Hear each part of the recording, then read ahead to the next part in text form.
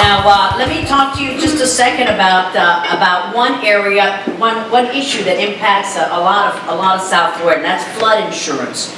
When I go, yeah, I hear that a lot. Now, flooding in the nation is a very huge issue. I know that we're impacted here. We think nobody has that problem, but it's all over. Most private insurance companies do not offer their own flood insurance, and standard homeowners insurance policies don't cover flooding.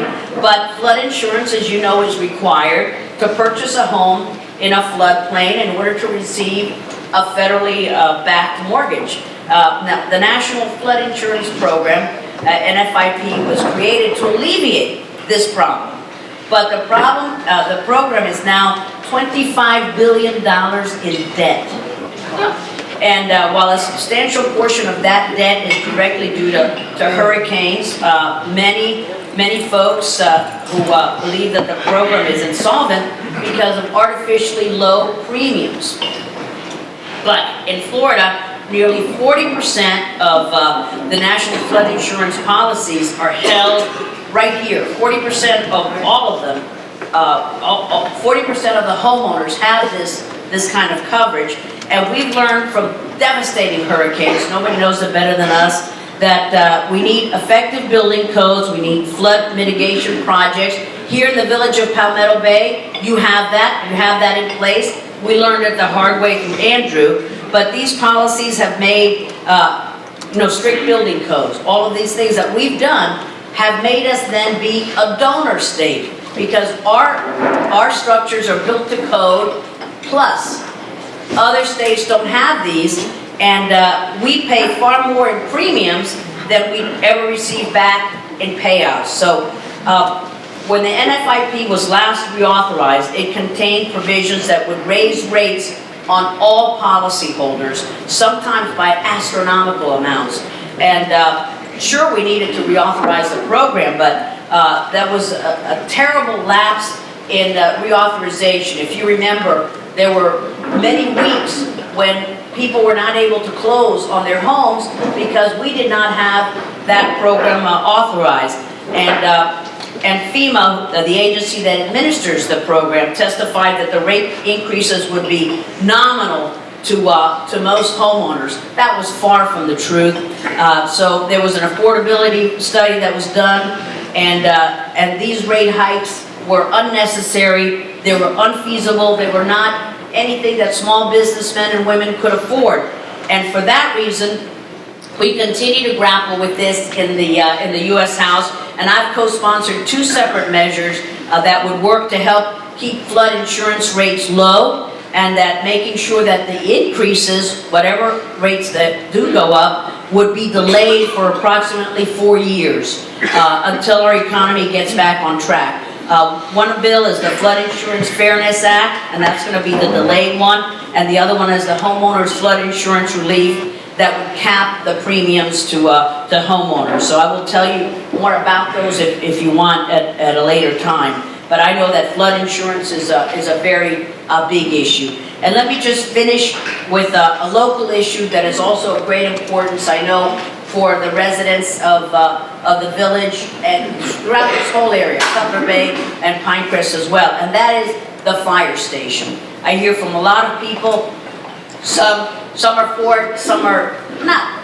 All of us are for it. Some are not for having it at Area A or Area B or Area C. So there is agreement that emergency response times in Southeast Pinecrest and Palmetto Bay, they have to be improved. And who would be against that? There needs to be strong community support for any plan to move forward. Last month, as you know, the Miami-Dade County Fire and Rescue participated in a town hall meeting right here in Palmetto Bay to present a proposed alternate site for the fire station. And I remain hopeful that with dialogue with all parties, this issue will lead to mutual understanding, lead to a path forward, and I'm going to continue to listen to everybody who's got an opinion on this and act on behalf of the feedback that I get from folks. We need consensus on this issue, so I encourage all parties to be respectful, open-minded in an effort to protect local homeowners and the community at large. And once there's a consensus between Miami-Dade Fire Rescue, between local mayors, community leaders, the residents, I'm going to continue to do what I can to get the federal action if that's where it's going to be, because the only reason that Congress is involved at all is because one of the proposed sites is in the USDA facility.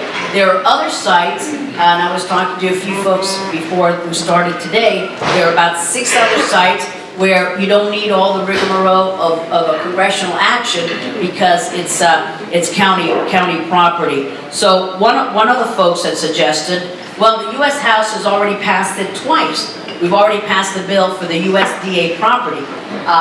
Why don't we say, let the Senate act now, have the U.S. Senate pass the bill, and then we can pass it in the House. The House has passed it twice.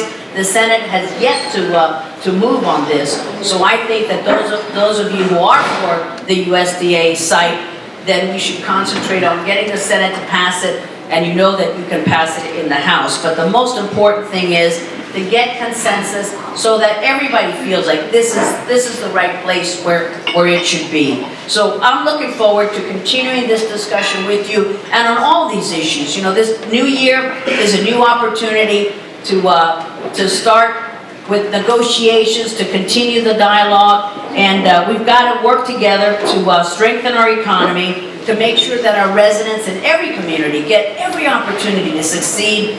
Our nation's job market will not fully recover until all of you, each and every one of you, the small businessman and woman, has the success that you want for your own businesses. And if you're optimistic and you're growing, then that's a good reflection of our nation's economy. You are the thermometer, you are the barometer. That is how we gauge how our nation is moving. And if you are feeling pessimistic and you're not hiring new people, that's not going to bode well for this new year. So I'm looking forward to hearing from you. I hope that we get some good questions and help you and help all the fellow entrepreneurs and small business owners with all of the issues that affect you in Congress.